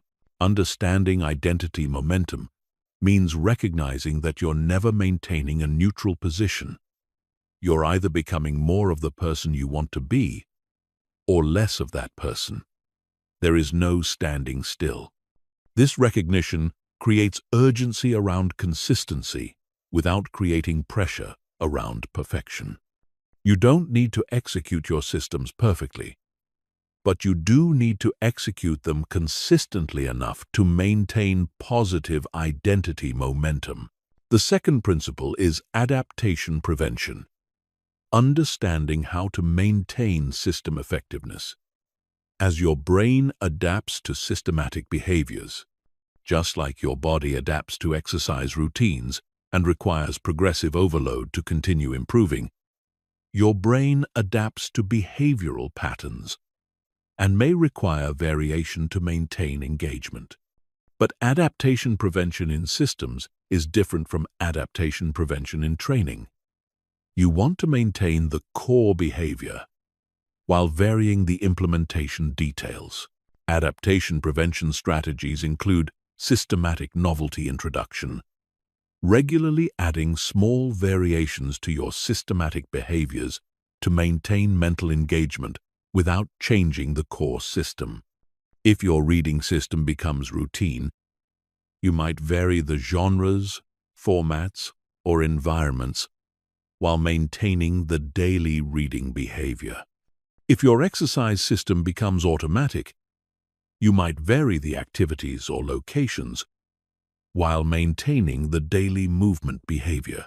The third principle is compound motivation. Understanding that long-term consistency creates psychological rewards that become stronger over time rather than weaker. Most people assume motivation decreases over time as novelty wears off. But systematic behavior creates its own motivation through identity reinforcement, progress compounding, and habit satisfaction. The key is designing systems that become more rewarding over time, not less rewarding. Compound motivation works through several mechanisms. Competence motivation increases as you become better at your systematic behaviors and see increasing returns from your efforts. Autonomy motivation increases as your systems become more automatic and require less conscious effort. Purpose motivation increases as you see long-term results and understand how your systems connect to your deeper values and goals. The fourth principle is consistency flexibility. The seemingly contradictory idea that long-term consistency requires short-term flexibility. Rigid adherence to specific implementations often leads to system breakdown when life circumstances change.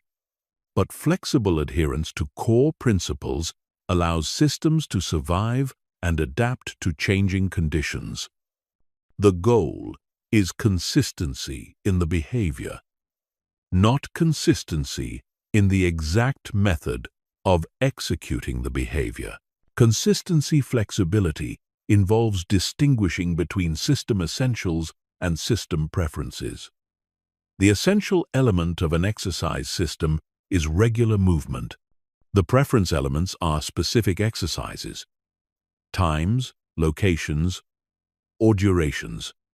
When circumstances make your preferences impossible, you maintain the essentials through alternative implementations.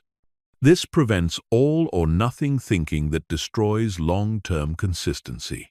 The fifth principle is systematic self-renewal. Regularly refreshing your motivation for maintaining your systems by reconnecting with the reasons you started and the progress you've made. Long-term consistency can become unconscious, which is usually good, but sometimes you need conscious appreciation of what your systems have created in your life to maintain enthusiasm and prevent complacency. Self-renewal practices include progress reviews, where you systematically document how your life has improved due to your systematic behaviors. How is your health different? How is your knowledge base different? How are your relationships different? How is your financial situation different? These reviews remind you that your systems are working even when daily progress feels invisible. Another self-renewal practice is vision updating. Regularly connecting your current systems to your evolving long-term vision. As you grow and change, your goals and priorities may shift, and your systems should evolve to serve your current vision rather than outdated objectives. This prevents the psychological disconnection that occurs when you're maintaining systems that no longer feel personally relevant. The sixth principle is community systems. Surrounding yourself with people who support long-term systematic thinking rather than short-term motivation-based approaches. Your social environment has enormous influence on your ability to maintain consistent behavior over years. And most people underestimate how much their relationships either support or undermine their systematic progress. Community systems involve both addition and curation. Addition means actively seeking out people who demonstrate long-term consistency in areas you care about and learning from their approaches. Curation means spending less time with people who consistently demonstrate short-term thinking excuse-making, or motivation dependence. This isn't about cutting off relationships, but about being intentional regarding whose approaches to success influence your thinking. The seventh principle is systematic legacy thinking. Understanding that your systems create compound effects that extend far beyond your individual life. Long-term consistency models systematic thinking for family members, colleagues, and friends. It demonstrates that sustainable change is possible through systematic approaches rather than dramatic efforts. This legacy perspective provides additional motivation for maintaining systems even when individual benefits feel less urgent. Legacy thinking also involves understanding that your systematic behaviors are investments in your future self's capabilities and options. The knowledge, skills, health, relationships, and assets you build through systematic behavior create exponential opportunities for your older self. This long-term perspective helps maintain motivation during periods when immediate rewards feel insufficient. The ultimate goal of mastering long-term consistency psychology is creating what I call systematic inevitability, a mental state where maintaining your systems feels as natural and automatic as maintaining basic hygiene. When you achieve this level of psychological integration, extraordinary long-term results become inevitable because you've eliminated the mental friction that typically derails progress over extended periods. Chapter 14. Systems for High Performers. How the top 1% stay ahead. The most successful people in every field have one thing in common. They've moved beyond basic systems to what I call performance systems. These aren't just habits for maintaining baseline functionality. These are sophisticated, systematic approaches designed to create and sustain exceptional performance over time. Understanding how high performers design and execute their systems reveals principles you can apply regardless of your current level.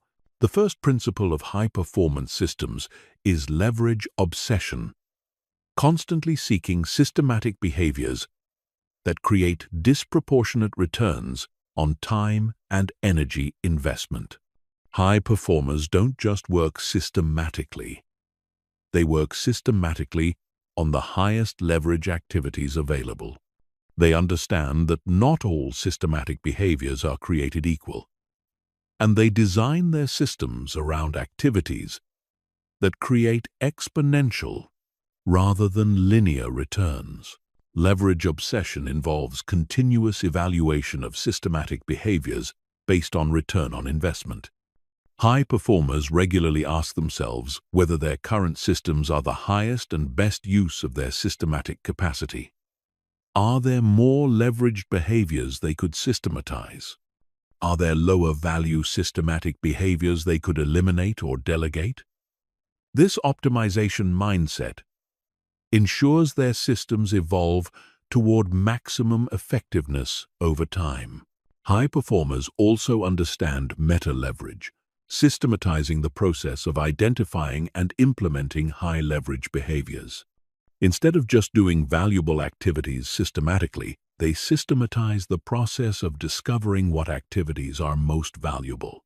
This might involve regular strategic reviews, systematic experimentation with new approaches, or systematic learning from other high performers in their field. The second principle is systematic intelligence gathering, designing systems around continuously upgrading their knowledge, skills, and strategic awareness. High performers understand that in rapidly changing environments, learning systems are not optional. They're essential for maintaining competitive advantage. But their learning systems are more sophisticated than casual reading or random skill development. High-performance learning systems involve systematic environmental scanning, regularly monitoring trends, innovations, and changes in their field that could affect their strategic position.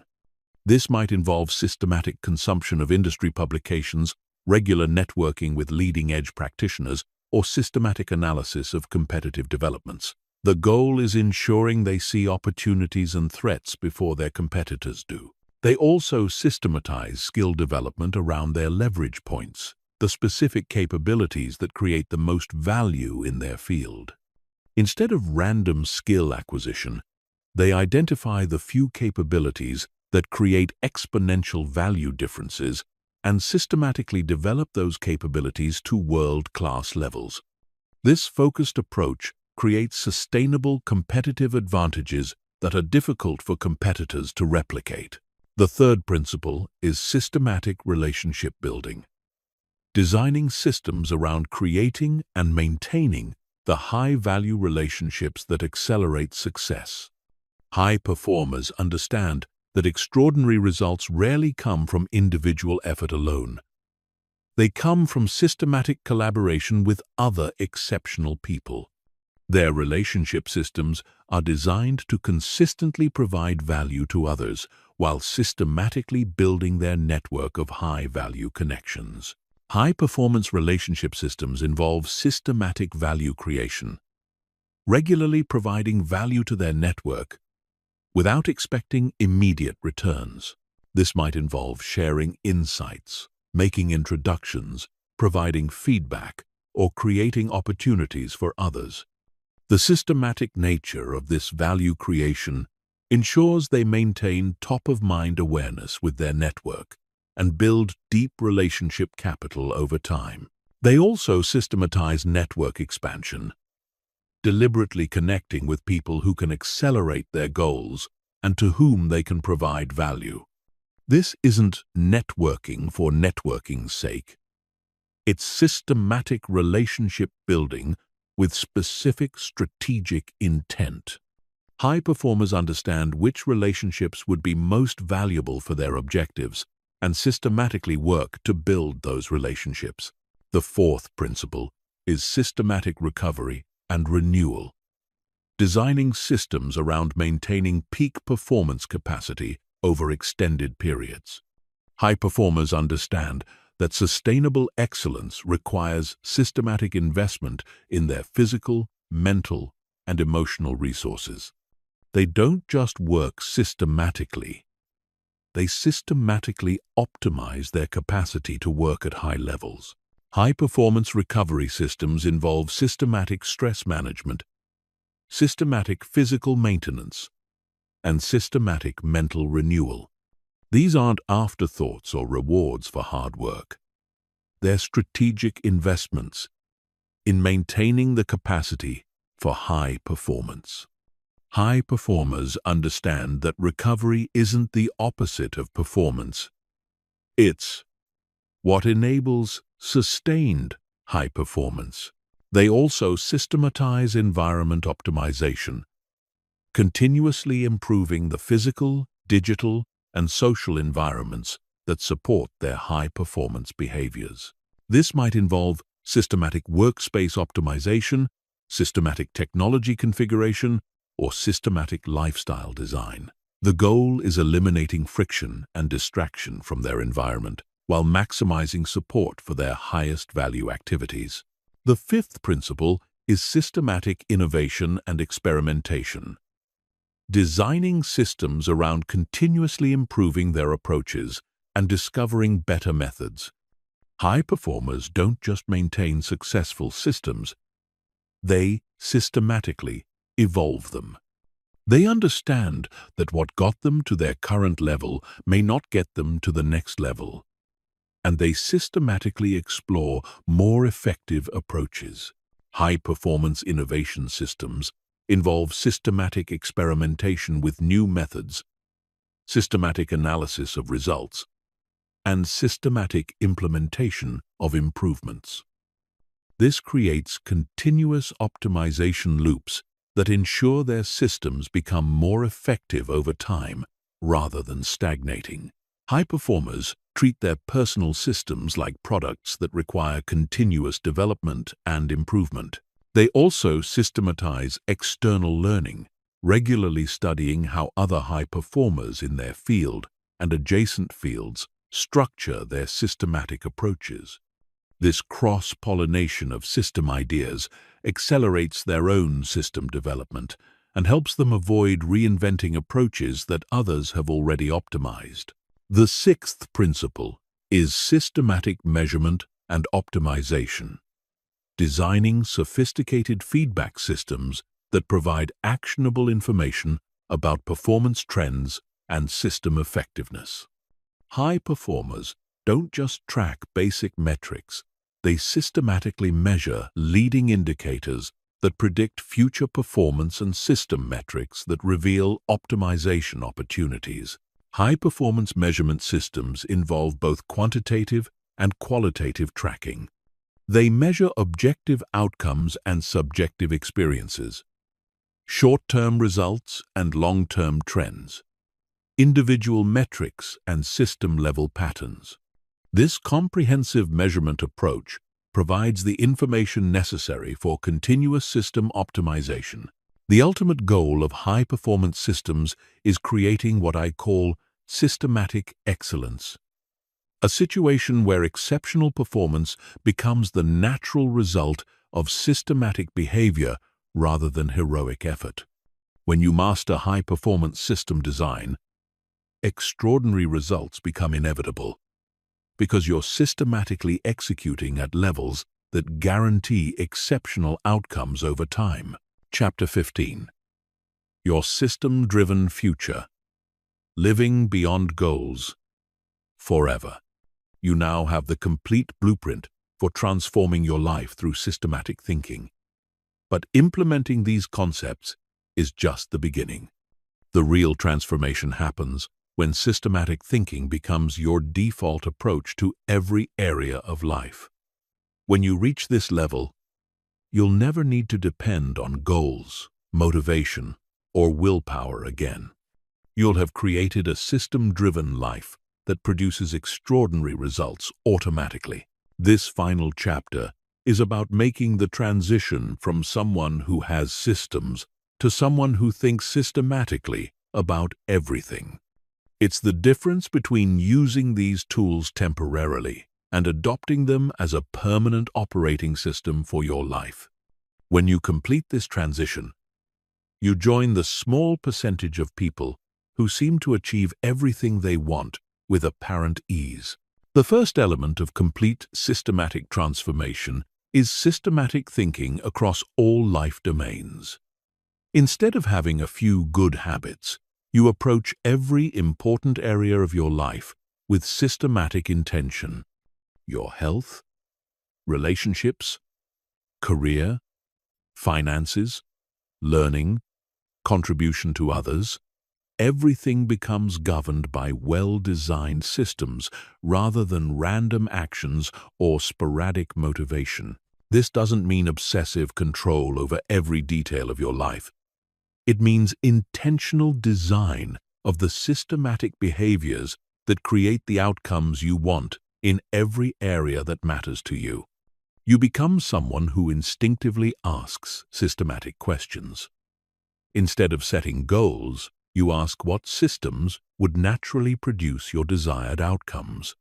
Instead of relying on motivation, you ask how to design environments and processes that make desired behaviors automatic. The second element is systematic problem solving. When challenges arise, instead of hoping things will improve or trying to force solutions through effort, you systematically analyze the situation and design systematic responses. You become someone who solves problems permanently by changing systems rather than temporarily by working harder. Systematic problem solving involves understanding root causes rather than surface symptoms. If you're consistently behind on important projects, instead of just working longer hours, you systematically analyze your time allocation, priority setting, and attention management to design systems that prevent the problem from recurring. If you're struggling with relationship quality, Instead of just trying to be a better person, you systematically analyze your communication patterns, time investment, and value creation to design better relationship systems. The third element is systematic growth and adaptation. You become someone who continuously evolves your systems as you grow and as circumstances change. You understand that the systems that got you to your current level may not get you to the next level. And you systematically upgrade your approaches as you develop new capabilities and face new challenges. Systematic adaptation involves regular system reviews where you evaluate what's working, what's not working, and what needs to change. You become comfortable with modifying successful systems when they no longer serve your highest priorities. You understand that systematic thinking is a dynamic process, not a fixed destination. The fourth element is systematic influence and contribution. As you master systematic thinking in your own life, you begin to influence others towards systematic approaches. You become someone who models long-term thinking and systematic execution in your family, workplace, and community. You demonstrate through your results that systematic approaches work better than motivation-based approaches. Systematic influence doesn't mean preaching or imposing your methods on others. It means living in a way that demonstrates the effectiveness of systematic thinking and being available to help when others express genuine interest in your approaches. You become a resource for people who want to move beyond the cycle of motivation and failure that characterizes most people's approach to change. The fifth element is systematic legacy creation. You begin thinking in terms of the systematic behaviors that will create value far beyond your individual lifetime. What knowledge will you systematically develop and share? What relationships will you systematically build and maintain? What assets will you systematically create for future generations? What example will your systematic approach provide for people who observe your life? Legacy thinking doesn't require dramatic achievements. It requires systematic consistency in behaviors that compound over decades. The person who reads systematically for 40 years creates a legacy of knowledge and wisdom. The person who builds relationships systematically for decades creates a legacy of connection and influence. The person who invests systematically for decades creates a legacy of financial freedom. The ultimate transformation is psychological. You become someone who genuinely prefers systematic approaches to motivation-based approaches. You no longer see systems as constraints on spontaneity or creativity. You see them as foundations for freedom and effectiveness. You understand that systematic thinking doesn't limit your possibilities. It makes extraordinary possibilities inevitable. When you reach this level, you'll notice that most people are still trapped in the goal, motivation, failure cycle that you've left behind. You'll see people getting excited about dramatic changes they want to make, relying on willpower to sustain those changes, experiencing inevitable setbacks, and then starting the cycle over again.